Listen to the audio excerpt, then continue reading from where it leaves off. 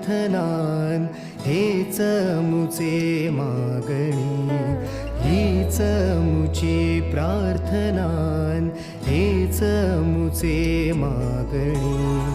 माणसाने माणसाशी माणसा सम वागणे,